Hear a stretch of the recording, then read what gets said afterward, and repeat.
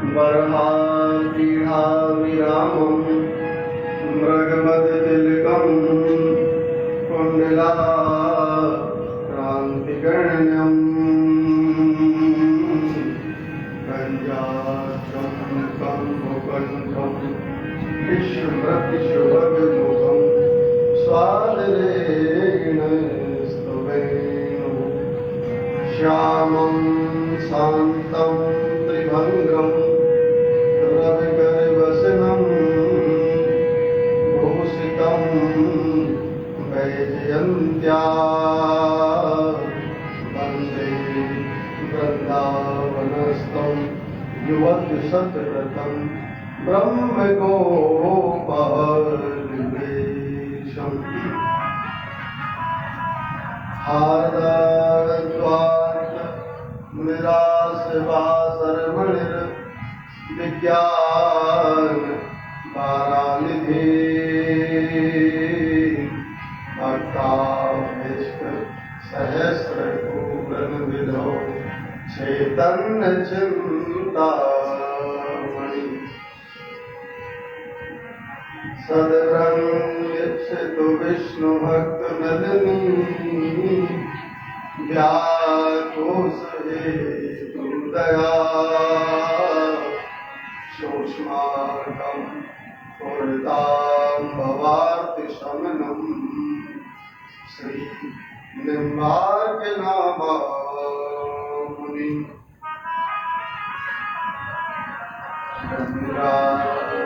तरंगरमणीय जटाकलापं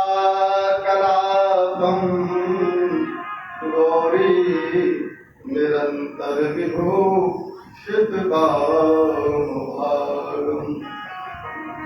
नारायणं प्रियमदङ्गमदापहारं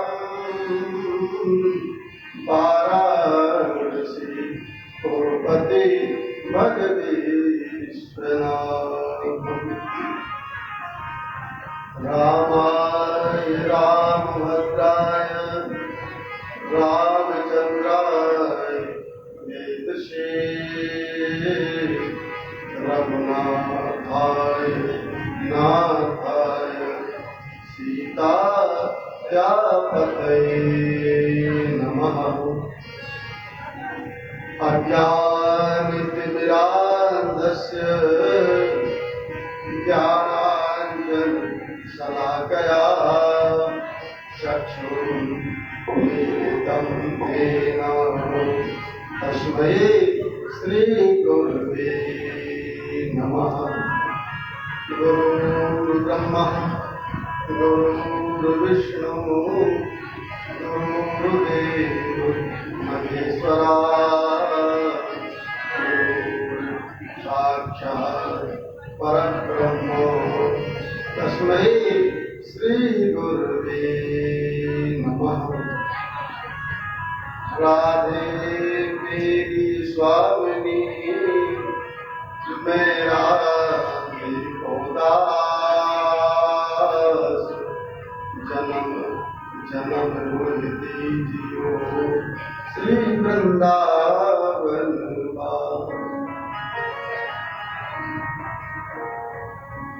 सब वारण को छोड़ के मैं आयो तेरे द्वार कृष्ण की लाडली लेकिन मेरी ओर ओम नाम बिहारी लाल की बोलो गुरुदेव भगवान की जय बोलो निर्मार्ग भगवान की जय बोलो भागवत भगवान की जय बोलो सुखदेव भगवान की जय बोलो सत्य सनातन धर्म की जय जय जय श्री राधे जय जय श्री राधे जय जय श्री राधे। परात्परक्लेशम पूर्ण ब्रह्म जगत नियंत्रण करता रहा भगवान श्री कृष्ण उन्हीं का ये बाल स्वरूप श्रीमद् भागवत महापुराण, जिसका कि कृष्ण कथा के परम रसिक जनों, आत्मीय बंधुओं, देवी स्वरूपा माताएं एवं बहनें, समुपस्थित विद्युत समाज और क्षेत्र से आए प्यारे प्रभु प्रेमियों, आज भगवान की हमारे ऊपर बड़ी कृपा है, बहुत बड़ी कृपा है कि ऐसा ये भक्ति ज्ञान वैराग्य का अनुपम संगम, जिसमें हम गोता लगा रहे हैं। प्रेमियों, ऐसा संसार में कोई व्यक्ति नहीं है जो कोई अमर रहे। कितना भी बड़ा पैसा हो, पद हो, प्रतिष्ठा हो, योगी हो, गृहस्थी हो, सन्यासी हो, महात्मा हो, एक दिन सबको जाना है। और ये एक बार यक्ष ने युधिष्ठिर जी महाराज से महाभारत में प्रश्न किया था।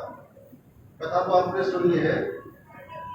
यक्ष ने बहुत से प्रश्न किए युधिष्ठिर जी महाराज से, लेकिन एक प्रश्न बहुत महत्वपूर्ण है। और वो प्रश्न क्या है? वो सबसे बड़ा प्रश्न ये था कि अरण्यानि भूतानि गच्छन्ति मंदिरम शेषा स्थावर विच्छन्ति किम आश्चर्य मता परम।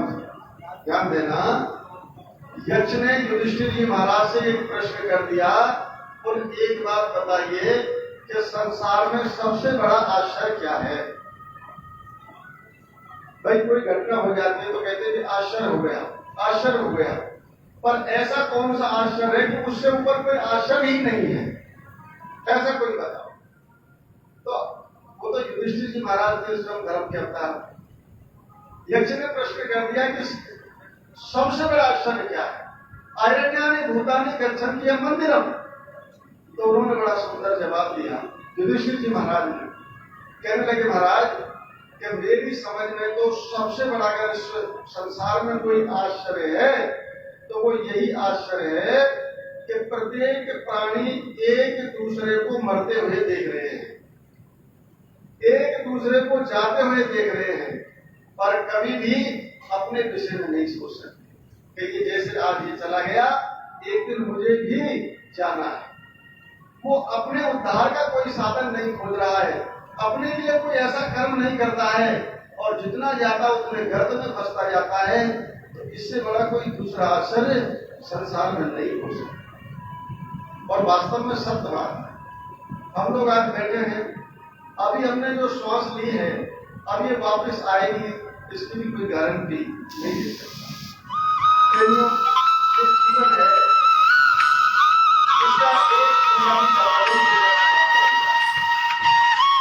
सब बहु बेटे अच्छे आ जाएंगे, घर में सब सुविधाएं तुम्हारे पास हो जाएंगी, पर एक जो वस्तु है जो अमूल्य है और वो बिना पैसे मिलती है, वो हर किसी को नहीं मिल सकती। वो क्या है? वो है सत्संग। और सत्संग के बिना कभी भी जीवन नहीं बदल सकता। अरे भाई, हमारी तुम्हारी बात छोड़ो, भगवान राम को भी सत्संग करना पड़ता है। और ये सत्संग केवल ऐसा मत समझो कि भाई हमने ही पृथ्वी लोक पे इसका ये बना दिया है कि लोग सत्संग करते हैं। ना ना ना, ये तो भैया पृथ्वी लोक में सत्संग होता है, स्वर्ग में सत्संग होता है, और पाताल में भी सत्संग होता है। और मैं नहीं, इसका प्रमाण शास्त्र देते हैं। शास्त्रों में इसका प्रमाण दिया है क्या? कि शेष शारदा वेद पुराण सदा करही रघुपति गुण गाना। ये प्रमाण दिया है कि लगातार पाताल लोक में, पृथ्वी में और स्वर्ग में निरंतर सत्संग चलता है। तो इसका दिया है कि शेष शारदा, शेष भगवान शेष नारायण जिन्होंने पृथ्वी को धारण किए हैं, वो पाताल में सत्संग सुनाते हैं, और पाताल के जीव वहां पर सत्संग करके अपने जीवन का उद्धार करते हैं। शेष शारदा स्वर्ग में मां सरस्वती देवताओं के लिए सत्संग कराती है, और वो अपना उद्धार करते हैं। वेद पुराण मृत्यु लोक में अपने ये वेद पुराण अपने लिए ज्ञान देते हैं, सत्संग कराते हैं और जीव अपना उद्धार करता है। तो प्रेमियों, कितना भी कष्ट हो, कितना भी जीवन में दुख हो, अगर जब तक तुम सत्संग में बैठे हैं और तुम्हारा अगर सत्संग में मन है तो जितनी भी चिंताएं उतने क्षण के लिए तो दूर हो ही जाएंगी। सत्संग में सब कुछ भूल जाएंगे, उसमें खो जाएंगे। अगर वास्तव में ही तुम्हारा मन सत्संग में है तो सत्संग से बढ़कर की कोई दूसरी वस्तु जीवन में हो नहीं सकती। आपको पता है, जब मां सीता का हरण हो गया और सीता का जब हरण हो गया तो हनुमान जी महाराज सीता जी की खोज के लिए गए। देखो, बहुत ध्यान से सुनना, आप बहुत ध्यान से। जब सीता जी का हरण हो गया तो हनुमान जी महाराज सीता की खोज के लिए गए और लंका में वो गए। देखो भाई, सारे देवताओं के लिए प्रमाण दिया है उनकी शक्ति का कि भाई इस देवता में 10,000 हाथी का बल है, इस देवता में इतना बल है। प्रत्येक देवता की शक्ति का मीटर है, पर एक देवता अपने ऐसे है शास्त्र में, उनका कोई मीटर नहीं है। वो कौन है? वो हनुमान जी महाराज। उनके लिए तो यहां तक बता दिया गया है कि अतुलित बल धामो एक सैलाब से हम, तो उनसे पूछा गया कि भाई कितना इसमें हनुमान जी महाराज में कितनी शक्ति है? और अतुलित बल धामो, कोई पता नहीं इनकी शक्ति का, कोई पारावार नहीं। और बुद्धिमतम वरिष्ठम, अगर कोई कहता है संसार में कि सबसे बड़ा बुद्धिमान कौन है तो हनुमान जी का नाम आता है, बुद्धिमतम वरिष्ठम। और यहाँ तक बताया गया है कि व्याकरण में शब्द आया है कि संसार में 2 ही विद्वान हुए थे, ऐसा प्रमाण दिया है कि एक तो रावण और दूसरे हनुमान जी महाराज। व्याकरण का और कोई विद्वान नहीं हुआ। तो हनुमान जी के लिए इतना बड़ा वो दिया है कि उनकी कोई शक्ति का पता नहीं, बुद्धि का पता नहीं, विवेक का पता नहीं। लेकिन आज जब वो सीता जी की खोज के लिए जा रहे हैं तो उन्होंने क्या किया? आप तो सुंदरकांड पढ़ते हैं तो आपको तो ध्यान होगा, पर कहा महाराज इतना टाइम कहाँ है किस पे? और हो गए तो ध्यान नहीं है कहाँ चला गया, कितना पढ़ दिया, वो तो बस पूरा कर दिया तो हो गया। एक तरह से भजन है कि हमारा हो जाए, बस उन शब्दों पर ध्यान नहीं देते। अरे सुंदरकांड पढ़ते हैं, एक एक चीज को पढ़ो, आनंद आ जाएगा। जब हनुमान जी महाराज गए थे और जब उन्होंने लंका में प्रवेश किया था प्रेमियों, तो क्या किया उन्होंने पता है? उन्होंने ये कहा कि देखो अब मैं जाऊंगा तो मेरी पूंछ, मेरा शरीर सब के शरीर कहां से आ गया, बंदर है, कोई पूछ जाएगा और मुझे सीता की खोज करनी है। तो हनुमान जी महाराज ने क्या किया कि मच्छर का रूप बना लिया, मशक के समान रूप कभी धरी, लंकई चले सुमिर लहरी। यही है ना प्रमाण। अब एक बात बता भाई, अपने पांडाल में अगर 2-4 मच्छर उड़ रहे हो तो हमें पता है क्या? कोई पकड़ सकता है? मच्छर कितना छोटा होता है। हनुमान जी ने बुद्धि लगाई, मुझे कोई नहीं जान पाएगा लंका में, और मैं प्रवेश करूंगा तो मैं आराम से सीता की खोज करके मच्छर के रूप में मैं सबको देख लूंगा। और जैसे ही उन्होंने लंका में प्रवेश किया, और भाई उससे भी ऊपर रावण की सिक्योरिटी में ध्यान दो आप कि रावण की व्यवस्था देखो कि वहां पर एक विदेशी मच्छर आ गया लंका में, तो उस सेवादार ने पहचान लिया। किसने? लंकिनी नाम की राक्षसी ने। और लंकिनी नाम की राक्षसी जब देख रही थी, ओहो, मालूम पड़ता है ये तो बाहर का मच्छर है, यहाँ का नहीं है। और हनुमान जी महाराज ने पूरी बुद्धि का प्रयोग कर लिया और उसके सामने उस लंकिनी ने पहचान लिया। और बड़ा गजब का तुलसीदास जी ने वर्णन किया है सुंदरकांड। और जैसे वो मच्छर प्रवेश करके लंका में गए, और लंकिनी के क्या शब्द हैं कि जाने ही नहीं मरम सच मोरा, मोर आहार जहां लगे चोरा। एकदम हनुमान जी महाराज को पहचान लिया। मूर्ख, चोर, तो मेरे मरम को नहीं जानता कि जितने भी संसार के चोर हैं, मोर आहार जहां लग चोरा, जितने भी संसार के चोर, ये तो सब मेरे भोजन है। हनुमान जी महाराज ने कहा धन्य भैया रावण की व्यवस्था आप तो हार गए। आज हमारे देश में बड़े बड़े आतंकवादी आ जाए उनको भी नहीं पहचान पाते, और वो देखो सिक्योरिटी रावण की कि मच्छर भी नहीं जा सकता कोई। तो आज प्रेमियों जब हनुमान जी महाराज समझ गए कि अब ये पहचान लिया मुझे, अब मैं इसके सामने अगर जाऊंगा तो ये कुछ और भी कर सकते।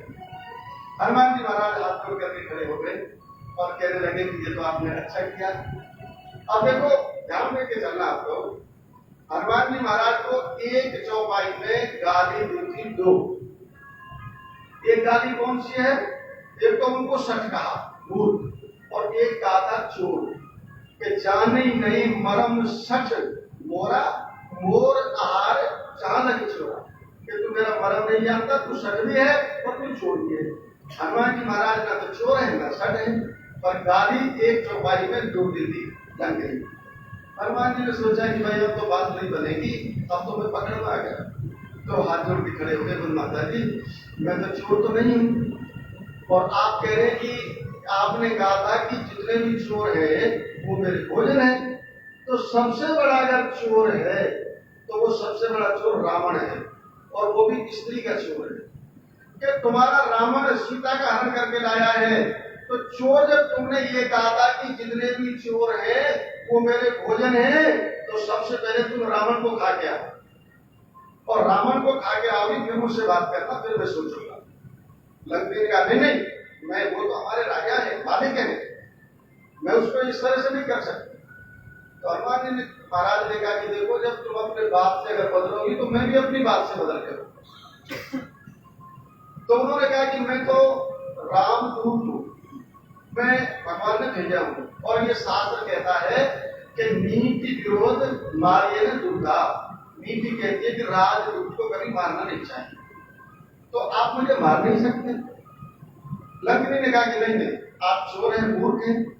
हनुमान जी महाराज ने सोचा कि बेकार का टाइम बर्बाद हो जाएगा, इससे इतना क्यों वो करो। तो जब ये अपनी बात से बदल गई तो मुझे बात बदलने में क्या देता है। हनुमान जी ने कहा कि मुझे तो काम करना है। तो हनुमान जी ने क्या किया प्रेमियों कि मुठका मार एक कभी हनी एक घूसा ऐसा दिया खोपड़ी में, और रुधिर बहुत एक घूसे में, और लकड़ी के खूनों की उल्टी हो गई। देख लेना, घर जाके सुंदरकांड पढ़ लेना। और जैसे ही उनको एक घूसे में खूनों की उल्टी हो गई, अभी तो हनुमान जी को चोर कह रही थी, मूर्ख कह रही थी, और अब हाथ छोड़ कर के खड़ी है। अगली चौपाई दी है, तीसरा नंबर की है कि चोर पान कर विदेश शंका दे लो। अभी तो चोर मूर्ख कह रही, खाजा उनकी चोर है ये, और एक भूसा पड़ गया, हाथ जोड़ करके खड़ी हो गई। बहुत से लोग अगर बात से नहीं मानते ना तो वो दांत से मानते, उनका एक ही उपाय, उनको समझाते रहो, और ठीक से बढ़ जाए तो फिर बैठ जाते हो साथ में। तो यही लक्ष्मी के साथ पानी नहीं हो और नहीं मानी, तो अब जब उनको एक भूसा पड़ गया और हाथ जोड़ करके खड़ी हो गई। अब बहुत से विद्वान इसमें शंका करते हैं, कि भाई ऐसी क्या आवश्यकता थी जो लक्ष्मी को शंका बताई कि बिना सशंका हाथ भी जोड़ रही है और शंका के सहित है। तो इसका कारण ये हो सकता है, भाई विद्वान तो अपनी अपनी बात जाने, लेकिन अपने व्यक्तिगत हम भाव प्रकट करते हैं। इसका कारण ये हो सकता है कि लक्ष्मी को शंका ये थी कि एक घूसा तो पड़ गया, गाली दी थी मैंने दो, हो सकता है दो गाली के दो घूसे लगे, तो एक तो पड़ गया, और अगर एक और मार दिया ना तो मेरा तो कल्याण हो जाएगा। पहले ही हाथ जोड़ के खड़े हो जाओ, राजीनामा कर लो, शायद दूसरा घूसा लगे जाएगी। अब जो भी कारण है, लेकिन लक्ष्मी तो हाथ जोड़ करके खड़ी हो गई। अब हनुमान जी महाराज ने कहा कि माता जी अभी तो तुम बड़ी बड़ी बातें कर रही थी, गाली दे रही थी, और अब तुमको क्या हो गया, आप तो बड़ी जान की बातें कर रही हैं। तब उन्होंने कहा कि सुनो, तो पूरा वृतांत बता दिया कि मुझे ऐसे वरदान मिला था कि जब तुम कभी के घूसे से निकल हो जाओगी, जब समझ लेना लंका उद्धार हो जाएगा रावण का, पूरी वृतांत उसको बता। तो उन्होंने कहा कि एक बात है महाराज कि आज तुमको इतनी अकल कैसे आ गई, इतना ज्ञान तुमको कैसे हो गया। तुम्हारा खानदान ठीक नहीं, तुम्हारा खान पान ठीक नहीं, तुम्हारा रहन सहन ठीक नहीं, और तुम्हारे साथ में रहने वाले लोग ठीक नहीं। कि रावण के यहाँ रहती हो, राक्षसी हो, उल्टा सीधा खाती हो, सत्संग कभी करती नहीं, तो सत्संग की बात तुम कैसे कर रही हो। तब उस लंकिनी ने जो जवाब दिया प्रेमियों, पूरे वेदांत को भर के पटक दिया था उसको, और आप ध्यान नहीं देते इन चीजों।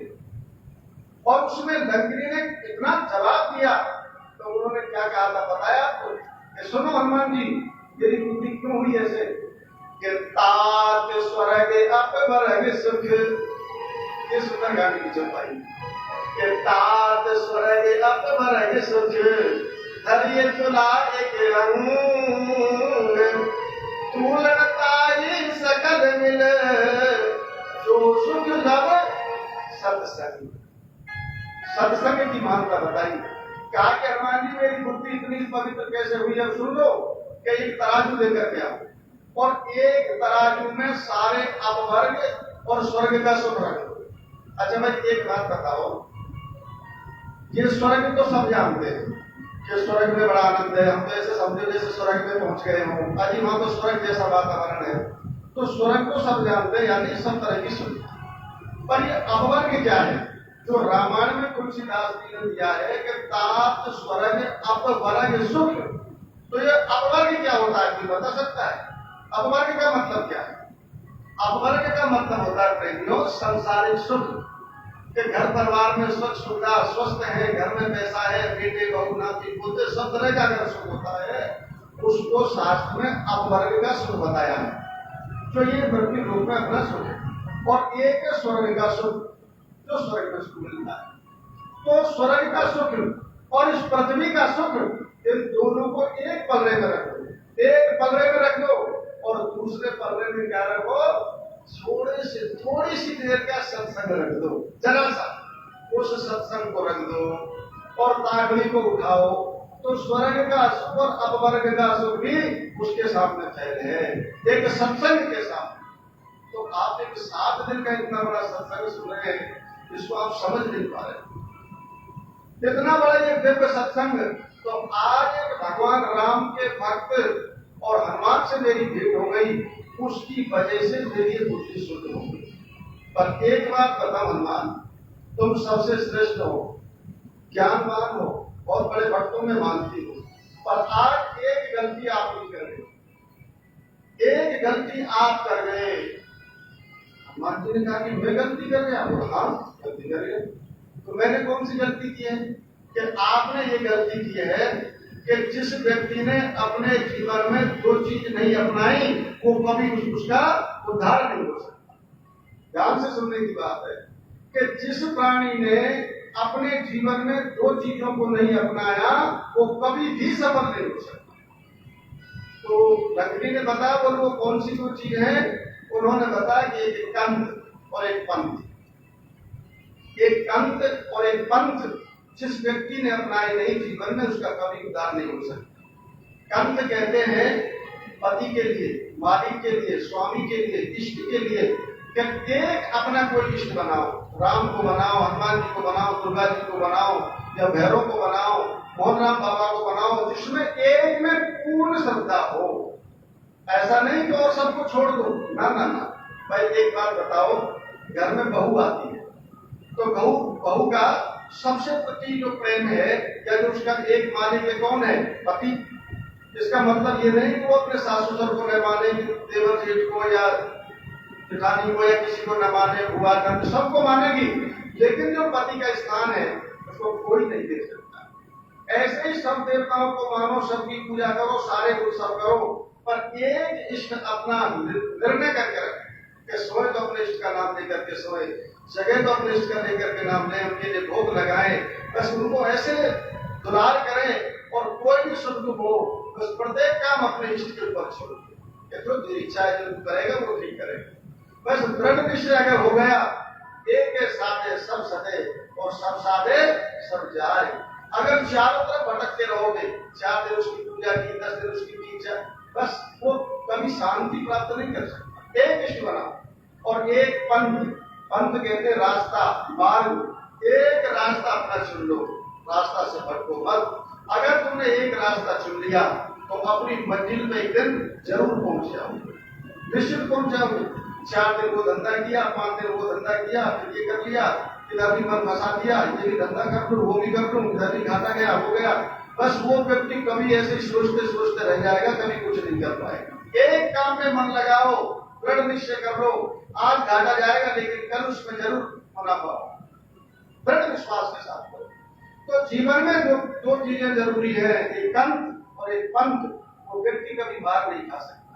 पर सुनो, आज हनुमान जी महाराज आपने एक गलती की है। कौन सी गलती की है? कि जब तुम वहां से चले थे तो तुमने एक गलती की थी। तुम्हारा इष्ट कौन है? भगवान राम। कि जब तुम्हारा भगवान राम इष्ट है तो जब तुम वहां से चले थे लंका के लिए, ये विघ्न क्यों आया? पता है कि इसलिए विघ्न आया कि तुम भगवान राम को अपने हृदय में बैठा करके चलते तो ये दिक्कत नहीं आती।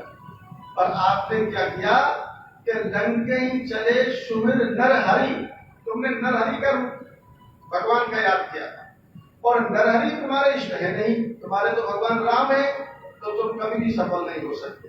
जाओ, मैं लंकनी हूं और मेरा खानदान ठीक नहीं, खान पान ठीक नहीं, पर आज मेरी बात को मानना। हनुमान जी, अपने इष्ट को मत छोड़ना, कितना भी संकट आ जाए निश्चित तुम सफल होकर के आओ। तब एकदम उनको ज्ञान हुआ हनुमान जी महाराज को, और फिर क्या किया आपने पता है?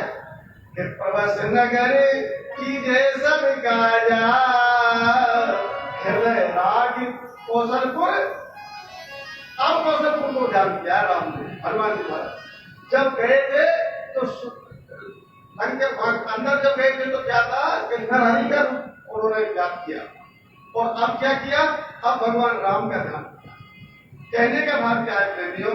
कि एक तो अपने इष्ट को मत छोड़ो और एक विश्वास रखो, और दूसरे में कि जीवन में सत्संग से बढ़कर के दूसरी चीजें नहीं हो सकती। तो जन्मांतरे भवेत् पुण्यम तथा भागवताम लभेत्, जन्मांतर के पुण्य उदय होते तभी हमें कथा और ऐसे सत्संग हमें प्राप्त होते हैं। तो कैसा दिव्य सत्संग। और आज तो हमारी राधा रानी जी का जन्मदिन हो रहे हैं, तो कितना ही पवित्र दिवस है। राधाष्टमी, आज राधा जी का जन्म हुआ था, 12 बजे के बाद आज अष्टमी लग गई। तो आइए आज राधा रानी जी का प्यारा सा भजन हो जाए और फिर हम लोग कथा में श्रद्धा के साथ में प्रवेश करेंगे। बोले राधा रानी सरकार की जय। हो एक नजर कृपा की कर दो, लाडली श्री राधे। एक नजर कृपा की कर दो, लाडली श्री राधे। कर दो लाडली श्री राधे, एक और कृपा की कर दो, लाडली श्री राधे। एक और कृपा की कर दो, स्वामिनी श्री राधे।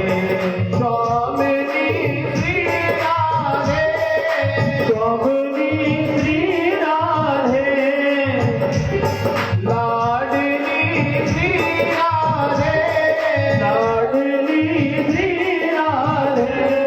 एक और कृपा की कर दो, लाडली श्री राधे। कृपा की कर दो, लाडली श्री राधे।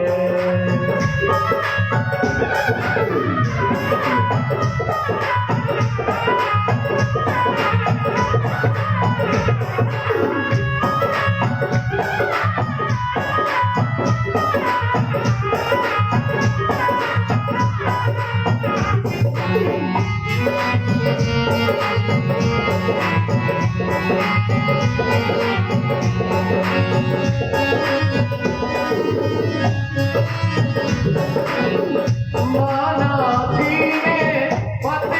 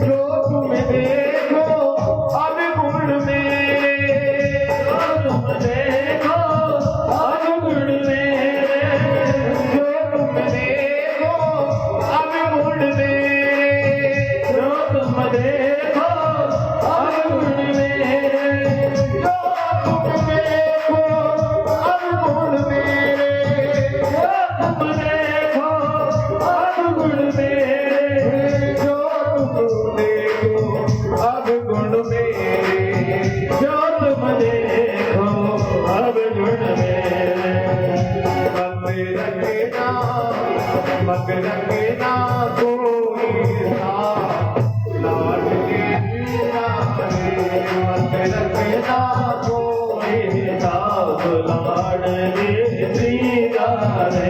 एक नजर कृपा की कर दो लाडली मीरा रे, बोल कृपाई कर दो लाडली मीरा रे।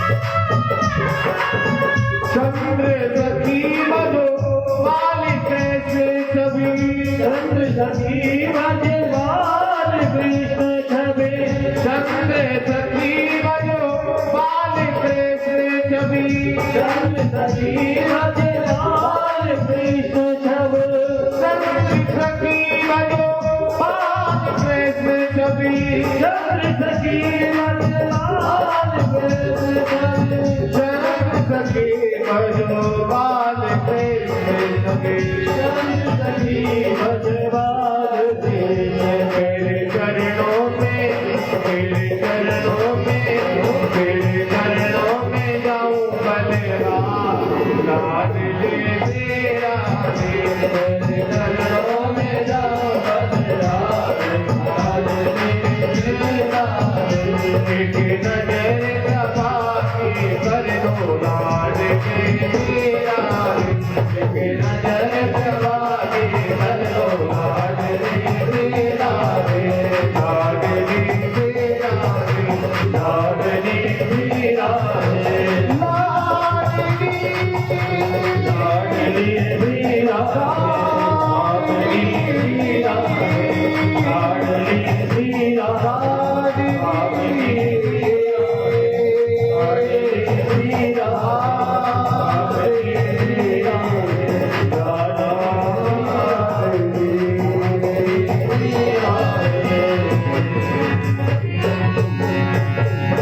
लाडली सरकार की जय। आइए प्रेमियों, अपने पावन प्रसंग की ओर चलते हैं। जब यीशु के मात्र से समस्त जीवन के पाप नष्ट होते हैं, ऐसी ये पवित्र भागवत की कथा और ये नैमिषारण्य तीर्थ में सूत जी महाराज सौनकादि के 88,000 ऋषियों को ये कथा सुना रहे हैं। कल उन्होंने प्रश्न कर दिया तो वो भक्ति ज्ञान वैराग्य का पावन प्रसंग सुनाया, फिर बताया कि एक पापी दुष्ट जो ये अजामिल, ये मोहन जी का जो भाई हुआ धुंधकारी, इसका उद्धार भागवत से हो गया। फिर 6वें अध्याय में भागवत के नियम बताए। तो उन्होंने एक प्रश्न कर दिया, महाराज इस भागवत का निर्माण कैसे हुआ? भागवत को सबसे पहले किसने सुना, किसको सुनाया और भागवत कैसे हुई, और ये भागवत को इतना श्रेष्ठ क्यों बताया गया है, जबकि और 18 पुराण हैं, 4 वेद हैं, 6 शास्त्र हैं, उपनिषद हैं, तो ये सबसे ज्यादा भागवत का ही महात्म्य क्यों है महाराज। सूर्य जी को हंसी आ गई और कहने लगे कि तुमने ऐसा प्रश्न कर दिया कि ये प्रश्न जैसे पूरे जगत का कल्याण हो जाएगा। कहने लगे देखो स्वर्गादि ऋषियों कि एक बार व्यास जी महाराज अपने सम्याप्रास नाम के आश्रम पर बैठे थे। ये व्यास जी जो है ये पाराशर के बेटा है, क्यों कि भगवान नारायण, ये चलने से भगवान नारायण उत्पन्न हुए। नारायण के एक बेटा हुए जिनका नाम था ब्रह्मा, और ब्रह्मा जी के एक बेटा हुए जिनका नाम था वशिष्ठ, और वशिष्ठ के एक पुत्र हुए जिनका नाम था शक्ति, और शक्ति के एक पुत्र हुए जिनका नाम था पाराशर, और पाराशर के एक बेटे हुए जिनका नाम था वेद व्यास, और व्यास जी के एक बेटा हुए जिनका नाम था सुखदेव। इस तरह से ये इनकी वंशावली। तो बोले ये पाराशर जी के एक पुत्र उत्पन्न हुए जिनका नाम था व्यास, और इनका जो आश्रम था उसका नाम था सम्याप्रास। जैसे अपने अपने घर का नाम लिख देते हैं क्योंकि ऐसे व्यास जी ने अपनी कुटिया का नाम रखा था सम्याप्रास। सम्याप्रास आश्रम पर ये बैठे हुए थे। इनकी एक पत्नी थी और ये पत्नी का नाम था पिंडिका देवी। अब इनकी जो पत्नी पिंडिका देवी और व्यास महाराज जब आश्रम पर रहते तो इन्होंने गणेश जी का स्मरण किया, और गणेश जी की कृपा से इन्होंने एक वेद थे पहले, एक वेद के 4 वेद बना दिए, उसके हिस्से अलग अलग कर दिए, 4 वेद हो गए। फिर इन्होंने पुराण लिखे, 17 पुराण लिख दिए, 6 शास्त्र लिख दिए, लेकिन फिर भी इनके मन को संतोष नहीं हुआ। तो देखो स्वर्गादि ऋषियों, जब इनके मन को संतोष नहीं हुआ तो ये खिन्न मन से बैठे थे। उसी समय नारद जी के पास में आ गए, और नारद जी ने कहा कि व्यास जी आज तो बहुत उदास है, क्या बात है। तो पता नहीं, मन हर समय विचलित रहता है, उदास रहता है, ऐसा लगता है कि मैंने कुछ अपने जीवन में किया नहीं, और जबकि मैंने एक वेद के 4 वेद बना दिए, 6 शास्त्र लिख दिए, 17 पुराण लिख दिए, लेकिन मेरे मन में शांति सी नहीं रहती। नारद जी कहने लगे, बोल देखो जो वस्तु तुमको बनानी थी, जो पुराण का निर्माण करना था, वो अभी तक तुमने नहीं बनाया। और वो कौन सा पुराण है? वो है श्रीमद् भागवत महापुराण। प्रेमियों, ये व्यास जी ने सबके बाद में लिखी थी और नारद जी के उपदेश से। तो वो भागवत में इतनी विशेषता कि ये जो 4 वेद हैं, 6 शास्त्र, 17 पुराण, इनसे प्राणी का उद्धार नहीं होगा और नहीं हो सकता। क्यों कि अब जब कलयुग आएगा तो कलयुग में आयु थोड़ी रह जाएगी, लेकिन ज्यादा होंगे, और फिर ऐसे करते करते प्राणी चला जाएगा। कौन पुराण पढ़ेगा? अच्छा, कोई भी व्यक्ति इसमें हाथ उठा करके कह दे कि मैंने 4 वेदों को पढ़ लिया, 17 पुराण पढ़ लिया, नहीं पढ़ सकते। तो कलयुग में किसी के पास समय नहीं रहेगा, और ऐसा कोई पुराण ऐसा निर्माण करो भागवत जी का कि मात्र 7 दिन में ही उसका उद्धार हो जाए। सप्ताह, सप्त माने 7, आह माने दिन, कि जीवन के सबसे श्रेष्ठ वही दिन है जो कि हमें भगवान की प्राप्ति हो जाए। इसीलिए इसका नाम सप्ताह है, क्योंकि 8वां दिन किसी के लिए नहीं बना। कहते हैं कि भाई 7 दिन में उसकी मुक्ति हो गई, 7 दिन में, अरे भाई 7 दिन में तो होना ही है, 8वां दिन तो बना ही नहीं। सोमवार से लेकर के शनिवार तक और उसके अलावा कोई 8वां दिन नहीं बनेगा। सबकी मुक्ति 7 दिन में ही होनी है, इसीलिए इसको सप्ताह यज्ञ कहा गया है, ज्ञान यज्ञ कहा। तो तुम ऐसा कोई निर्माण बनाओ कि केवल 7 दिन में जिसकी मुक्ति हो। तो बोले वो कौन सा पुराण है? वो श्रीमद् भागवत महापुराण। और प्रेमियों, अब जब वो चले गए, ये नारद जी ने जब उनके लिए उपदेश दिया और तुमको बताया इस भागवत की कृपा कितनी बड़ी है, तो व्यास जी ने कहा कि मैं तो नहीं जानता। ये सुनो, मैं बताता हूँ अपने जीवन का अनुभव। ये स्वयं नारद जी बता रहे व्यास जी के पहले में एक दासी पुत्र था, दासी पुत्र था, और मेरी माँ अकेली थी, विधवा थी। मैं एकमात्र उसके बेटा था, न हमारे चाचा, न ताऊ, न परिवार, न कुटुंब, कोई नहीं था। केवल हम घर में 2 माँ बेटे थे, और हमारी गरीबी इतनी थी। नारद जी कहने लगे कि व्यास जी, इतनी गरीबी कि मेरी माँ किसी के घर में गोबर पानी करती, किसी के झाड़ू लगाती और अपना गुजारा करती। जो मिल जाता उससे हम 2 माँ बेटे अपना पेट भर लेते। गरीबी बहुत ज्यादा थी, समय का प्रभाव था कि एक दिन जंगल में कुटिया बना करके हम दोनों माँ बेटे लेते थे। पर देखो ना व्यासी, मेरी माँ मुझे अकेला नहीं छोड़ती। क्यों? मैं लाडला था, अकेला था, मेरे पिता नहीं, भाई नहीं, कोई बहन नहीं, परिवार नहीं। तो मेरी माँ को अगर मैं दिखाई नहीं देता तो मेरी माँ का जीव उठ जाता। अरे बेटा कहाँ गए, बेटा कहाँ गए? और किसी के घर अगर वो मुझे लेकर के जाती तो मेरा हाथ पकड़ के लेके जाती, चलो मेरे साथ, और घर में मुझे बैठा देती, फिर दूसरे के घर में काम करती, फिर शाम को मुझे साथ लाती, और मुझे कभी अकेला नहीं छोड़ती, क्योंकि मेरे पे और था ही नहीं, मैं अकेला था। तो नारद जी कहने लगे, देखो व्यास जी, एक दिन जंगल में मेरी माँ और हम दोनों थे, अचानक कैसे ऋषि आ गए, महात्मा लोग आ गए, और महात्मा कहने लगे, बोल माता राम, हम तुम्हारी कुटिया में यह चातुर्मास करना चाहते हैं, हमारे लिए कुछ जगह होगी? मेरी माँ हाथ जोड़ करके कहने लगी, मैं तो एक दासी हूँ, सेविका हूँ, और ये मेरा अवभाग्य है कि आज जंगल में संत मेरी कुटिया पाए। महाराज, आप यहाँ आराम से कुटिया बना करके रहो, मैं आपकी कुटिया में झाड़ू लगाऊंगी, रोज लीपा पोती करूंगी, महाराज आपके लिए जल की व्यवस्था करूंगी, आपके लिए फूल चुन करके लाऊंगी। ये तो मेरा सौभाग्य है कि घर बैठे संतों की सेवा मुझसे हो जाएगी।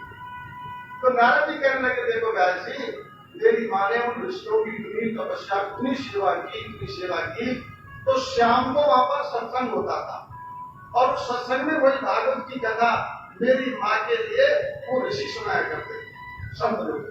अब मेरी माँ उनसे दूर बैठती थी, दूर बैठ जाती और बस कथा में ध्यान देती, सभी ऋषियों का सत्संग चलता रहता।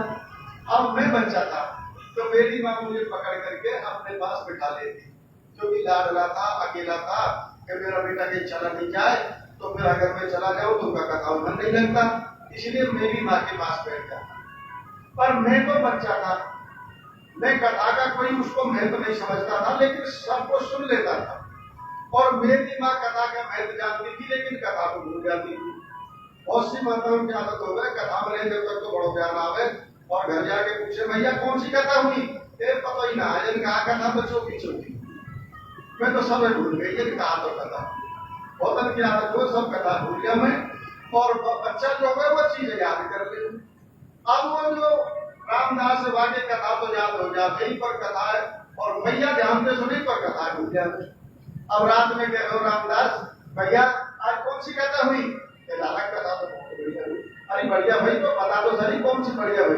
वो ध्यान ना है जिनका, तो कह रही बढ़िया हुई है, तो ध्यान ही ना, लाला तो ध्यान होगी तू सुना दे, मेरी मैया को कथा में सुना दे दो, पर मैं ना जाना मैं कथा का हो, मैं तो वैसे याद हो जाती। अब समय को प्रभाव ऐसा हो, देखो व्यास जी, वो जो संत हैं वो तो चले गए, अब मेरी मैया और हम दोनों के कुटिया में अकेले रह गए। बहुत दिन तक तो मन नहीं लगो, देखो कैसा सत्संग हो गए, आज तो सत्संग हो गए को नहीं, हम विचलित हो जाते, लेकिन संत तो चले गए। नारद जी कहने लगे, देखो व्यास जी, एक दिन रात्रि का समय था, एक हमने गैया पाल रखी, और गैया का दूध हम निकालते, दोनों माँ बेटा पी लेते, अपना गुजारा करा। अब वो हमने एक छोटा सा आश्रम बना रखा था, गौशाला, वहां पर गाय बंधी रहती, और कुटिया में हम दोनों माँ बेटा रहते। अब जब हम दोनों उस कुटिया में रहते तो रात्रि में बड़ी तेजी से ऊपर आकाश में बादल छाए, और इतनी जोर से आकाश में बादल छाए, और मंद मंद वर्षा होने लगी, और सायंकाल हो गया, सूरज हो गए, रात होने लगी। अब जैसे ही वो वर्षा प्रारंभ हुई, मेरी माँ कहने लगी, बेटा बहुत तेज बादल हो रहे हैं, और अभी तक गाय का दूध नहीं निकाला है, और अब गाय का दूध निकालना है। तो मेरी माँ जल्दी से वो दोहनी लेकर के गाय का दूध धोने का पात्र जाने लगी। जैसे ही अब वो रास्ता दिखाई नहीं देता था, और बरसात की वजह से बड़ी बड़ी घास हो गई, और जब आकाश में बिजली चमकती थी तो बिजली से थोड़ा प्रकाश होता, और मेरी माँ को पगडंडी दिखाई दे जाती, फिर अंधेरा हो जाता, फिर बिजली चमकती, तो किसी तरह मेरी माँ गौशाला तक पहुंच गई, और मैं कुटिया में वर्षा होने लगी। अब मेरी माँ जल्दी जल्दी दूध निकालने लगी, वर्षा बहुत तेज हो जाएगी, मैं भीग जाऊंगी, तो जल्दी जल्दी दूध निकाला उन्होंने, और दूध निकाल करके जैसे भागने लगी। अब वो घास बहुत ज्यादा थी, रास्ता दिखाई नहीं देता, तो देखो व्यास जी, रास्ते में एक फिसला सड़क था, और फिसले सड़क पे मेरी माँ का पैर पड़ गया, और जैसे मेरी माँ का पैर पड़ा, एकदम उस सर्प ने, फिसले सर्प ने मेरी माँ को डस दिया। और जैसे ही घस लिया एकदम हाथ से वो दूध का बर्तन छूट गया, दूध नीचे फैल गया और मेरी माँ जोर से चिल्लाई, रामदास। एकदम दौड़ करके मैं कुटिया से बाहर आया, माँ माँ। मैंने जाकर के देखा, मेरी माँ कुछ बोलने की हिम्मत करती, लेकिन वो चेहरा इतना हो गया, मेरा पूरा मुख उनका पीला पड़ गया और मैं बार बार मामा को चिल्लाता, लेकिन वो बोलने का प्रयास करती, जब तक उन्होंने अपने प्राणों का त्याग नहीं किया। अब मैं रोने लग गया कि अब मेरा संसार में कोई नहीं। एक माँ का मुझे आसरा था, आज वो माँ भी मुझे छोड़ करके चली गई। अब ना मेरे परिवार है, ना भाई, ना बंधु, ना कोई नहीं है मेरा। अब मैं माँ के बिना कैसे रहूंगा? फिर मैंने किसी तरह से अपनी माँ का अंत्येष्टि कर्म किया व्यास जी महाराज, और मैं अकेला रह गया। अब मेरा अकेले का मन नहीं लगता जंगल में।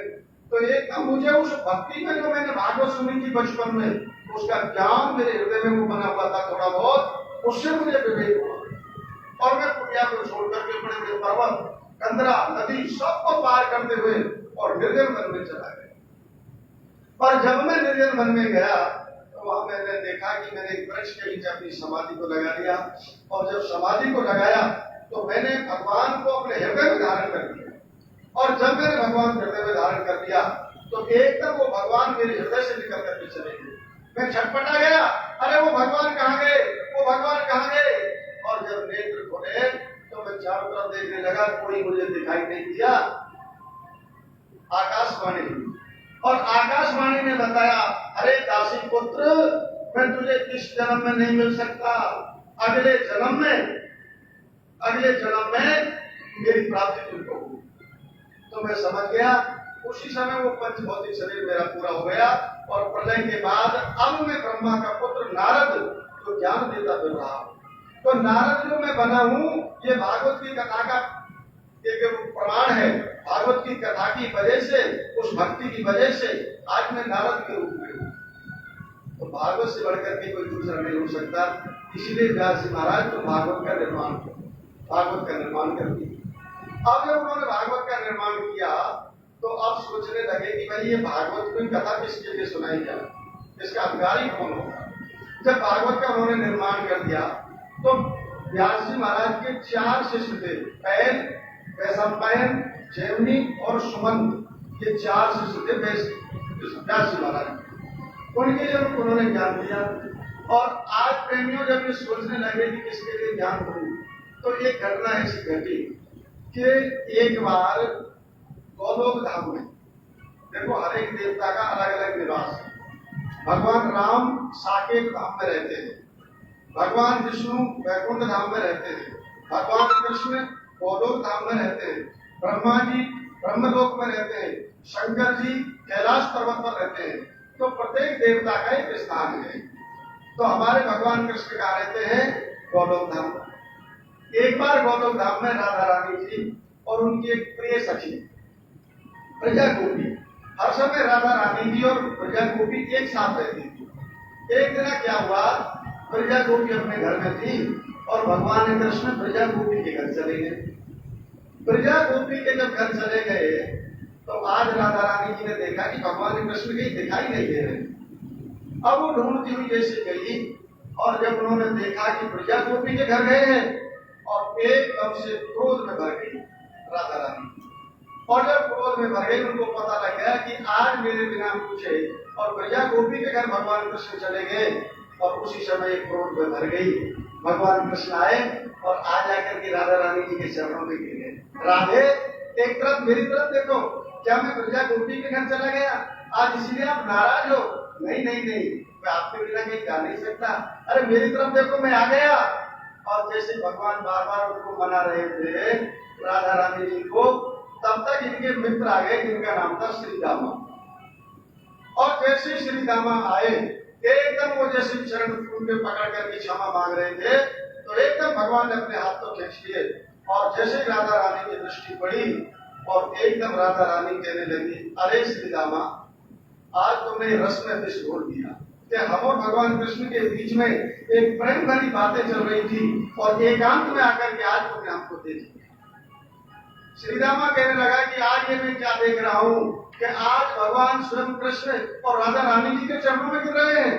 तो राधा रानी जी लज्जित हो गई, और कहने लगी कि आज तुमने इस अवस्था में देख लिया तो जाओ, मैं तुमको श्राप देती हूँ श्रीदामा, तुम यहाँ रहने योग्य नहीं हो, तुम मृत्यु लोक में चले जाओ, निर्धन हो जाओगे और जगह जगह दर की तुम ठोकर खाओगे। जो सुदामा नाम के ब्राह्मण थे कि मैं तुमको श्राप देती हूँ, तुम गोलोक धाम के अधिकारी नहीं हो सकते, कि आज तुमने हमारे बीच में आकर के इसमें रस में विष बोल दिया, तो जाओ मैं श्राप देती हूँ तुम्हारे लिए कि तुम मृत्यु लोक में चले जाओ।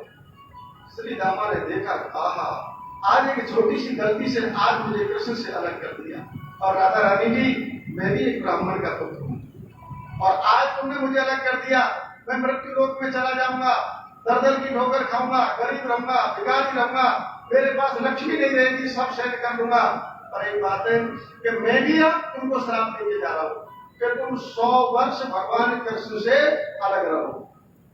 राधा रानी जी को श्राप लगा हुआ श्रीदामा का 100 वर्ष अलग नहीं थी। आप किसी भी पुराण में देख लेना, राधा रानी जी का कहीं वंश वर्णन नहीं है, कहीं उनका और कोई पुराण में वंश वर्णन नहीं आएगा। राधा रानी जी का केवल जो ब्रज की लीला है उसमें ही वर्णन आएगा। 16,108 रानी पटरानी भगवान कृष्ण की हुई, लेकिन कहीं भी नाम नहीं है, क्योंकि उनको श्राप लगा था। वो 100 वर्ष भगवान कृष्ण से राधा रानी जी अलग रही, और दोनों तरफ से श्राप लग गया। इधर से तो श्रीदामा ने दे दिया, इधर से राधा रानी ने दे दिया। श्रीदामा ने तो श्राप ये दे दिया कि तुम 100 वर्ष अलग रहोगी भगवान से, और उन्होंने श्राप दे दिया कि तुम मृत्यु लोक में दर पे भिखारी बन जाओगे, गरीब हो जाओगे। तो उन्होंने कहा कि चाहे मैं कितना भी गरीब हो जाऊं, लेकिन कृष्ण की भक्ति को मैं नहीं छोड़ूंगा। उसी समय दोनों के बीच में भगवान कृष्ण आ गए और दोनों को रोक करके कहा कि देखो, आज छोटी सी गलती पे आपने कितना बड़ा कार्य बनाया। उन्होंने कहा कि देखो श्रीदामा, अब तुमको श्राप लग गया तो राधा रानी जी का श्राप वापस तो नहीं हो सकता, पर मैं तुमको वचन देता हूँ, कितने भी गरीब हो जाओ, एक दिन तुम मेरे पास आओगे, मेरी कृपा तुम्हारे ऊपर जरूर होगी। और राधा रानी जी से कहा कि राधा रानी जी तुमको श्राप लग गया, लेकिन मैं निकुंज वन में तुमसे एकांत में जरूर मिलने के लिए आऊंगा। और अब देखो, इस समय अब ये त्रेता युग का अंत है और अब द्वापर आ रहा है, और मुझे पृथ्वी पर अब जन्म लेना है, और मैं ब्रज में जन्म लूंगा। तो वहां पर सभी देवताओं से कह दिया कि कोई गाय, कोई मोर, कोई बंदर बन जाओ, ब्रज में चले जाओ। और राधा रानी जी से भी कहा कि तुम परशुराम जाके यहाँ पर जन्म ले लेना। तो आज के दिन, अष्टमी के दिन, राधा रानी जी ने और परशुराम जी के यहाँ पर जन्म लिया। उधर सुदामा जी ब्राह्मण के रूप में आए, और अब जब ये राधा रानी जी वहां से जाने लगी प्रेमियों, तो राधा रानी जी का ये लीला सब था तोता, वो राधा रानी जी का बड़ा प्रिय तोता था। और राधा रानी जी कोई संदेश उनको भेजती थी कि जाओ भगवान कृष्ण को संदेश देकर के आओ। तोता उड़ता भगवान कृष्ण को संदेश पहुंचा देता, भगवान कृष्ण को संदेश पहुंचाते राधा रानी जी तक आ जाता। तो इतना वो प्रिय तोता था राधा रानी जी का। अब जब श्राप लग गया तो आज वो तोता आकर के और माँ राधा रानी जी के सामने खड़ा हो गया, कहने लगे, माँ अब इस गोलोक धाम को छोड़कर के सब पृथ्वी पे जाएंगे, भगवान भी वहां पर अवतार लेंगे, आप भी पृथ्वी पे अवतार लेंगे, और ये श्रीदामा भी चला जाएगा, और मैं तो आपके बिना रह नहीं सकता। मेरा भी कोई उद्धार बताओ कि मैं किसी तरह से ब्रज में जाऊं, कि आपकी कथा का आनंद लूं, या मैं आपके साथ मिल सकूं। राधा रानी जी कहने लगी, देखो लीलाश्वर, आप मेरे साथ नहीं चल सकते, आप मेरे साथ नहीं जा सकते। क्यों? बात, मैं तो आपके बिना रह नहीं सकता। कि अगर आपको ब्रज में जाना है या मेरी कथाओं का आनंद लेना है, तो उसको सबसे पहले अमर कथा सुननी होगी। तुमने अमर कथा नहीं सुनी है, इसलिए तुम ब्रज की कथाओं का आनंद नहीं ले सकते। लीला सुन बोला, माँ मेरे लिए वो कथा का कोई उपाय बताओ कि मैं किसी तरह से अमर कथा सुनूं। तो अगर तुमको अमर कथा सुननी है तो इस समय कैलाश पर्वत पर शंकर जी और पार्वती को अमर कथा सुना रहे हैं, और तुम वहां जाकर के अमर कथा सुनोगे, फिर मेरी कथाओं का आनंद। एकदम अब उनको ये पता लग गया कि कैलाश पर्वत पर जाना है, और जब मैं कथा सुनूंगा तो मैं इन कथाओं का अधिकारी हो जाऊंगा। इधर प्रेमियों, एक दिन हमारे नारद बाबा है, और नारद बाबा जब आए तो नारद बाबा, देखो भाई, नारद बाबा का काम ही यही है, कोई लड़ाई झगड़ा कराना, कोई नई बात उत्पन्न करना। क्योंकि उनका नाम क्या है तुमको पता है? नारद, नारम ज्ञानम ददाति इति नारदा। क्या समझे आप लोग? कि प्रत्येक प्राणी को जो ज्ञान देता है उसका नाम नारद है। और फिर ऐसा समझो कि नारद चाहे की बात है कोई रद्द नहीं कर सके, वह नाम नारद। तो आज नारद जी के मन में आएगी कोई नई लीला करानी चाहिए। शंकर जी को चले गए तपस्या करने के लिए और मैया पार्वती अकेली आश्रम में थी। और जब शंकर जी तपस्या करने के लिए चले गए और मैया पार्वती आश्रम में थी, आज शंकर जी ने सोचा कि पार्वती जी अकेली है, आज यहाँ पर झगड़ा कराना चाहिए भगवान। शंकर जी कैलाश पर्वत पर और सीधे मैया पार्वती के पास में गए। मैया पार्वती ने उनके लिए सुंदर जल की व्यवस्था की और कहने लगे, नारद जी माता जी आजकल वो धर्म की ध्वजा शंकर जी कहाँ है? और वो तो तपस्या करने के लिए गए। अच्छा एक बात बताओ, तुम आपस में पति पत्नी में कोई कभी झगड़ा तो नहीं होता? इतने दिन तपस्या करने के लिए चले जाते, तुम अकेली आश्रम पे रहती हो। पार्वती जी कहने लगी, नारद जी हमें तो कभी झगड़ा ही नहीं होता। और ऐसे सीधे हैं, उनका नाम है भोले भंडारी। कोई भी बात हो सब मुझको आकर के बता देते, बताने की हो या ना हो तब भी वो आकर के मुझे बता देते। ऐसे सीधे साधे हैं मेरे तो हमें झगड़ा कैसे हो सकता है? नहीं देखो भाई, कभी कभी ऐसा होता है कि कितना भी प्रेम हो पति पत्नी में, पर कोई न कोई बात में छोटा मोटा झगड़ा हो ही जाता है। कभी ऐसा होता होगा? और ना हमें तो कभी नहीं होता। देखो माता जी, मैं ये कहता हूँ भाई कभी झगड़ा नहीं होना चाहिए और पति पत्नी के बीच में ऐसा ही प्रेम होना चाहिए। माता जी पर एक बात आपसे पूछूं, नारद जी बताओ कि एक बात बताओ कि ये जो तुम्हारे पति के गले में जो ये मुंडों की माला है ये कहाँ से आई? कौन से सुनार पे बनवाई, कौन सी दुकान से खरीदी, कौन से शरण आई, कुछ पता नहीं। बहुत से लोग पूछते हैं मुझसे, जब मैं जगह जगह जाता हूँ तो सब ये कहते हैं कि ये शंकर जी के गले में मुंडों की माला कहाँ से आई, ये मुंड कहाँ से धारण किए? पार्वती जी बोले भाई नारद बाबा यह बात को तो कोई नहीं पता ना। अब आप तो कहिएगा पति पत्नी में तो बहुत जोर को प्रेम है, सारी बात बता दे मैं, और आप कह रहे हैं कि देखो बहुत। यही तो बात है, ऊपर से प्यार करें, मीठी मीठी बात करें, भीतर बहुत कपट है उनके अंदर। एक बात बताओ, अगर सच्चो प्यार हो तो तुमसे तो यह बात नहीं बताते। अच्छा मैं क्या देख, मैं तो कोई ज्यादा बात तो ना जानूं, पर तुम कभी जैसे अपने पियर को जाओ और तुम्हारी भाभी सहेली भैया या कोई तुमसे पूछ उठे कि तुम्हारे पति के गले में मुंडन की माला कहाँ से आई, तो तुम क्या जवाब देंगे? बाबा को पता ही ना, तुम्हें क्या जवाब देंगे? अब देख लो, तुम ही बता रही कि हमने तो बहुत जोर को प्रेम।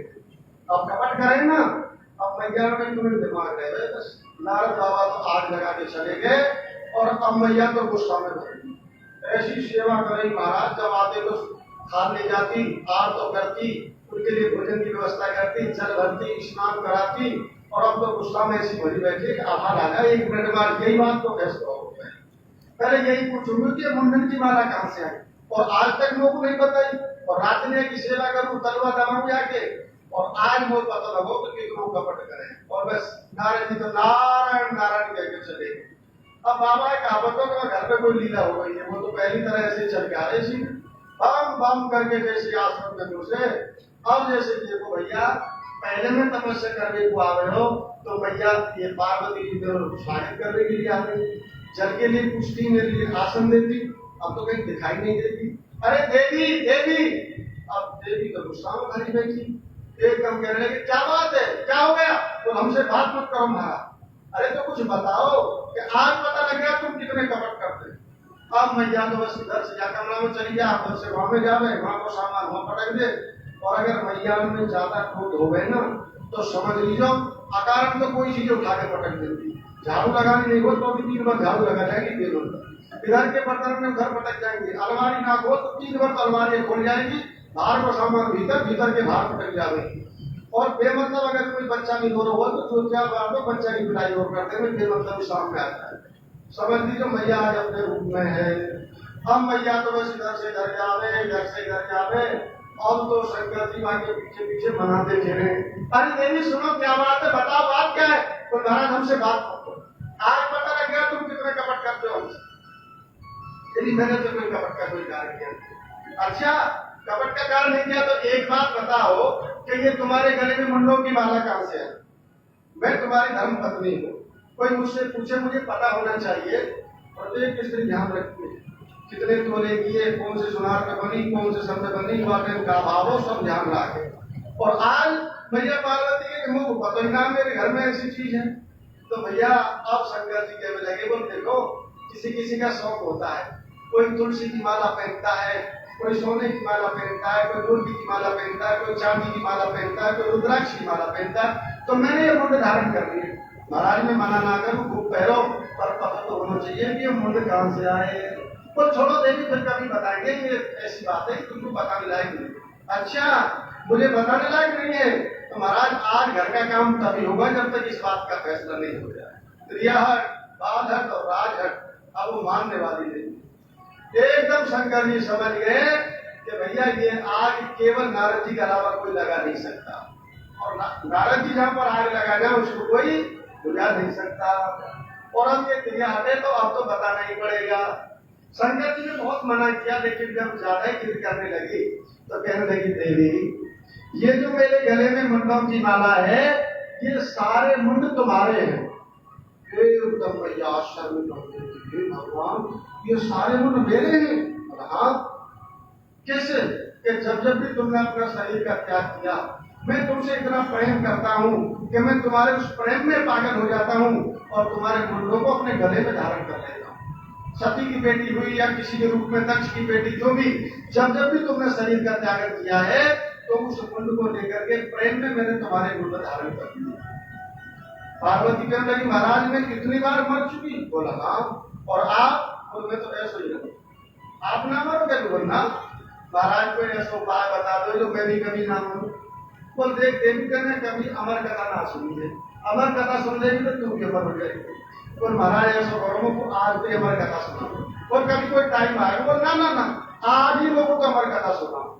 अब भैया जिद करने लग गई कि ये तो मैं तो बार बार समाप्त हो जाऊं और ये हमेशा हमारे में, तो क्यों ना वो कथा सुन ली जाए। शंकर जी कहने लगे, बड़ी गोपनीय कथा है, कोई दूसरे सुन ले। वो ना महाराज कैलाश पर्वत पे चलो, इतनी बर्फ पड़े, चारों तरफ कौन आ रहा, ठंड में कथा सुनने एकांत में बैठ के कथा करेंगे। अब शंकर जी और पार्वती दोनों चले गए कैलाश पर्वत पर, और कैलाश पर्वत पर जैसे ये गए, शंकर जी ने प्रेमी डमरू को बजाया, और डमरू को बजा करके पूरे कैलाश पर्वत को खाली कर दिया। और जब कैलाश पर्वत को अगर जब खाली कर दिया, कोई वहां पर जीव नहीं था, और अब वो कथा सुनाने लगे। ये शास्त्रों में केवल एक कथा ऐसी आई है जो एक वक्ता और एक श्रोता। भाई देखो कि वक्ता होता है एक और श्रोता हजारों होते हैं, पर ये केवल इस पृथ्वी लोक में एक ही कथा ऐसी वर्णन आया है शास्त्रों में कि एक श्रोता और एक वक्ता, कि पार्वती जी सुनने वाली है और शंकर जी सुनाने वाले हैं। अब भैया 10-20-50 अगर होते हैं तो हुंकारी देने की जरूरत नहीं है, पर एक दो की अगर बात हो तो सामने वाले को हुंकारी देनी पड़ती है। और अगर हुंकारी ना देना तो सामने वाला कहेगा मेरी कथा में अब कोई आनंद नहीं आ रहा, मेरी बात आपको कुछ समझ नहीं। और ये बार बार हूं करेंगे तो बहुत अच्छी तरह से सुनावे को। अब भैया शंकर जी तो हमारे अवतारदानी है, नेत्र बंद कर लिए, मैया कथा सुन रही है और शंकर जी कथा सुना रहे हैं। बात में मैया हूं। और भैया जब कथा है गई 5 दिन की, 6 दिन में जैसी कथा में प्रवेश हुए और जब ज्ञान की बात वहां में आई तो कथा में नींद बहुत जोर किया हुआ है। इसी में दुर्लभ में ऐसी नींद न आवे जैसी कथा में आवे, बड़ो आनंद आवे कथा में सुन। अब मैया को भी थोड़ा सा झटका लग गया नींद को। अब वो जो लीला सुख था, जो राधा रानी का तोता था और कहा था कि तुम कैलाश पर्वत पर चले जाओ, अब वो जैसे कैलाश पर्वत पे आए तो एक विगलित अंडे के रूप में हो गए। एक फूटा हुआ अंडा था और इसमें कोई प्राण नहीं है। शंकर जी ने समझा कि इसमें कोई जीव तो है नहीं, इससे कोई फर्क नहीं, उन्होंने कथा कही और पार्वती मैया के बगल में बैठ गए। और पार्वती मैया के बगल में जैसे बैठ करके अब वो कथा सुन रहे थे और मैया को तो नींद आई गई। और अब जैसे शंकर जी कथा कहते, अब भैया हुंकारी कौन दे रहे? अब तोता कहने लगो कि अगर हुंकारी ना दी तो मेरी कथा अधूरी रह जाएगी। मैया को नींद आ गई, ऐसो कर तू बीच में हूं करने लग गया। मैया सो गई और तोता जैसे शंकर जी कथा कह रहे, ज्ञान की कथा चल रही, सो तोता बीच में हूं 7 दिन की कथा पूरी लगी। और जैसे शंकर जी ने कथा पूरी की, वृंदावन बिहारी लाल की जय, एकदम मैया ने अपने निद्रा को त्यागन कियो। और जैसे ही निद्रा को त्यागन कियो, हाथ जोड़ के कहने लगे महाराज आगे बताओ, आगे क्या हुआ? शंकर जी कहने लगे आगे क्या हुआ? कथा तो पूरी है कि जब कहावत हमको नहीं। उसके बाद में जो भगवान कृष्ण उद्धव का जो चरित्र चल रहा था महाराज, उससे आगे बताओ। तुम कहाँ चली गई? गई तो कन्या नींद आ गई महाराज। अच्छा, तुमको नींद आ गई? हाँ, तो एक बार बताओ मुझे कथा कौन ने सुनी? बोल कोई ने ना सुनी। कौन सुने भाई? कहाँ से आए हो? और तो यूबारी किसने दी? बोला हमें पता ना है यूबारी कौन दी। शंकर जी ने कही अब कथा पीछे होगी या पीछे देख लूंगा, पहले वो चोर है जरूर या मेरी कथा चोरी करेगी। अब लीला सुख समझ लो कि शंकर जी नाम, उनको नाम तो भोले भंडारी है, पर इधर भोले भी मत समझियो। हाथ में भालो रखे वो घुसे तो देर भी नहीं करेंगे। समझ गए कि अब भाग ले भैया, अब बचने के लिए। अब आगे आगे लीलासुख और पीछे पीछे भगवान शंकर। अब लीलासुख जब दौड़ लगा आगे आगे जा रहे थे तो शंकर जी उनके पीछे लगे। और जब शंकर जी पीछे लगे तो वो व्यास जी महाराज ने जो भागवत का निर्माण किया था, उनकी पत्नी घर पे जमाई ले रही थी। और जैसे जमाई ले रही थी तो उसी समय जैसे उन्होंने जमाई दी, अब तोते ने उनके मुख में प्रवेश कर दिया। और तोते ने जैसे प्रवेश किया, अब दरवाजे के सामने बैठे थे व्यास जी महाराज और शंकर जी के बाल बिखरे हुए थे, हाथ में त्रिशूल था, बहुत ज्यादा क्रोध था और एकदम जैसे घुसने लगे। व्यास जी महाराज ने कहा कि सुनो शंकर जी कहाँ जा रहे हो? कि व्यास जी हमसे बात मत करो, एक चोर तुम्हारे घर में गया है जिसने कथा की चोरी की है, पहले उस चोर को निकालो बाहर। व्यास जी कहने लगे कि क्या चुरा के लाया है? तुम्हारे घर से कोई हीरा मोती पन्ना उपराज वस्त्र आभूषण क्या लेके आया? और नहीं ऐसा तो कुछ नहीं दिया। तो क्या किया? उसने कथा की चोरी कर दी। कौन सी कथा? वो अमर कथा। अच्छा एक बात बताओ शंकर जी, उन्होंने पूरी कथा को सुन लिया? कुछ सुन लिया। एकदम व्यास महाराज हंस गए और इसीलिए आपको ये संसार भोले भंडारी कहता है। एक बात बताओ शंकर जी तुम कितने भोले हो? अरे एक बात बताओ, जिसने अमर कथा को सुन लिया अब वो मरेगा क्यों? जब अमर कथा को सुन ही लिया तो अब तो अमर हो गया, वो मर नहीं सकता। एकदम शंकर जी ने से वीडियो को जवाब दे तो मैं भूल ही गया। बोल जाओ महाराज कैलाश पर्वत पे पार्वती जी देखियो, अकेले लेके ठंड में जाओ अपने घर चले जाओ। शंकर जी तो बेचारे वापिस आ गए। सही बात है, हमें तो कथा सुन ली, इकाई क्यों मरे? वो तो आ गए। अब ये सुखदेव जी महाराज 12 वर्ष अपनी माँ के पेट में रहे। अब एक बात बता भैया, 12 वर्ष तक अगर कोई बच्चा पेट में रहेगा तो वृद्धि को प्राप्त होगा, और वृद्धि को प्राप्त होगा तो माँ का पेट भी बढ़ेगा, तो माँ को कितना कष्ट होगा। पेट में उनकी माँ कहने लगी व्यास जी से कि देखो जी ये जो मेरा पुत्र है ये वृद्धि को प्राप्त हो रहा है, 12 वर्ष तक ये पेट से बाहर नहीं आ रहा है, तो मुझे बहुत असहनीय कष्ट हो रहा है। आज व्यास जी महाराज ने कहा कि बेटा तुम गर्भ से बाहर आ जाओ, तुम्हारी माँ को बहुत असहनीय कष्ट हो रहा है। उन्होंने कहा कि पिताजी अगर मैं गर्भ से बाहर आ गया तो संसार की माया मेरे लग जाएगी।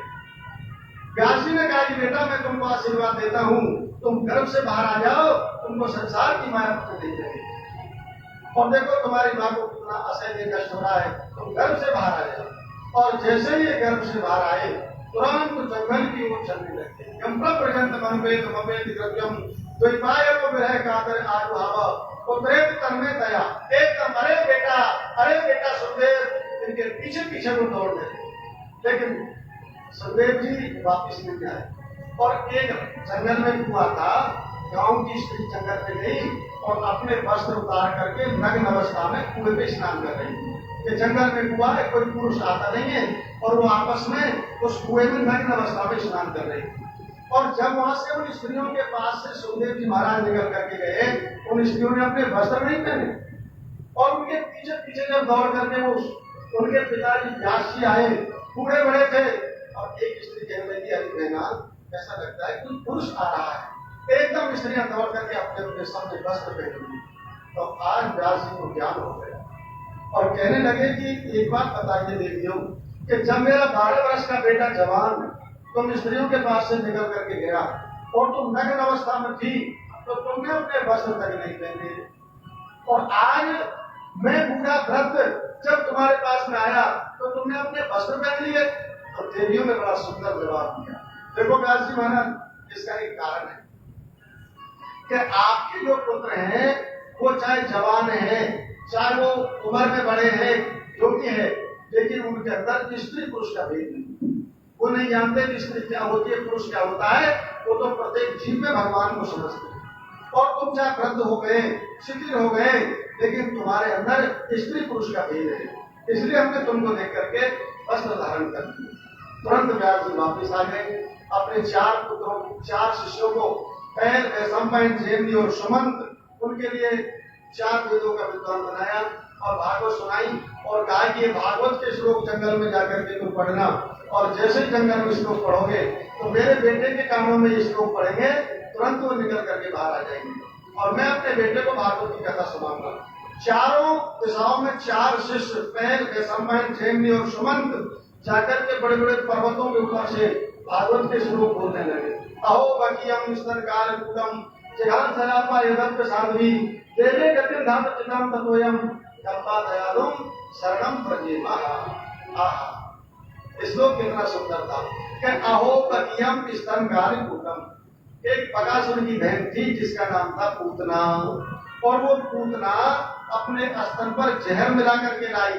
पर धन्य है मेरे गोपाल के लिए, मेरे ठाकुर जी के लिए, कि उस पूतना जो कि शत्रु भाव से आई, भगवान को मारने के लिए आई, लेकिन आज मेरे भगवान ने उनके लिए माटी कर दी, उनका उद्धार कर दिया। तो इससे बढ़कर के दयालु कृष्ण, दयालु भगवान कोई दूसरा नहीं हो सकता।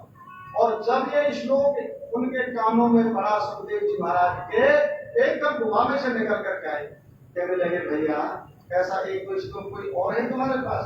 अरे वो एक नहीं, ऐसे 18,000 श्लोक है भागवत में। 18,000 श्लोक, एक श्लोक नहीं 18,000। तो भैया वो कहां से मिलेंगे? वो व्यास जी के पास चलो। तुरंत सुखदेव जी महाराज दौड़ करके अपने पिताजी के पास में आए और पिताजी से उन्होंने श्रीमद् भागवत का श्रवण किया, और वही भागवत उन्होंने सुखकाल में राजा परीक्षित को सुनाई। बोलो वृंदावन बिहारी लाल की। अमृत है हरि नाम जगत में, छोड़ विषय रस पीना जा।